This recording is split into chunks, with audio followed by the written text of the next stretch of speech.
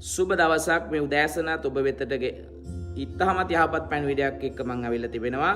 ඉතින් ඔබ හැමදාම වගේ ඔබට අයහපත නෙමෙයි ඔබගේ උරුමේ යහපතයි. ඉතින් ලෝකයේ ගැලවුම්කරු ජේසුස් ක්‍රිස්තුස් වහන්සේ. ලෝකයේ ගැලවුම්කරු ඔබගේ මගේ විතරක් නෙමෙයි මුළු ලෝකෙටම ගැලවුම්කරු ජේසුස් ක්‍රිස්තුස් වහන්සේ. ඉතින් උනාසේ වචනේ මෙහෙම කියන සුද්ධ ලෝක 2:11 කියන මක්නිසාද ස්වාමියෝ යේසුස් නම් ගැලවුම්කාරයෙක් බව ස්වාමීන් වහන්සේ වචනේ මෙතන පෙන්වා දෙනවා. ඉතින් ගැලවීම කියලා කියන්නේ අපි මේ ලෝකේ ගැලවෙන ගොඩක් දේවල් තිබෙනවා. ඒ වගේම අද දවස වෙනකන් ඔබ නොහරින ප්‍රශ්න ඔබගෙන් පසුපස නොහැර අඹහයන අන්ධකාර බලවේග පීඩාවල් හිඟකම දිලුදුකම විනාශය ඇබ්බැහිකම දුක වේදනාව සැකය ඊර්ෂ්‍යාව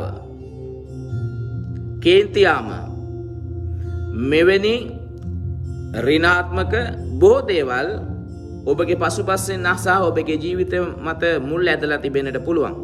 නමුත් මේ සියලු දේවල් වලින් අන්තිමට ඔබට ඉතුරු වෙන්න යන්නේ මරණය විනාශය.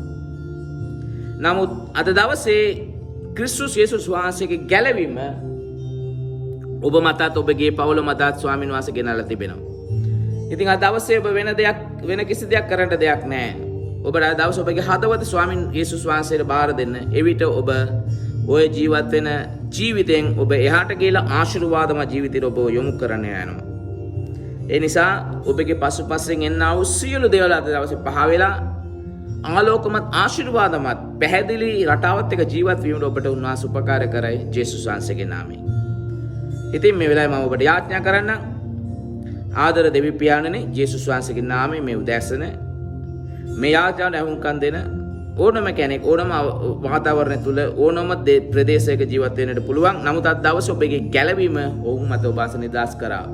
ඒ නිසා ඒ ගැලවීම අද දවසේ අත්දකින්නට ඔවුන් ඒක අල්ලා ගන්නට විශ්වාස කරන්නට උපකාර කරන සුදාත්මනේ ආශිර්වාද කරන්න.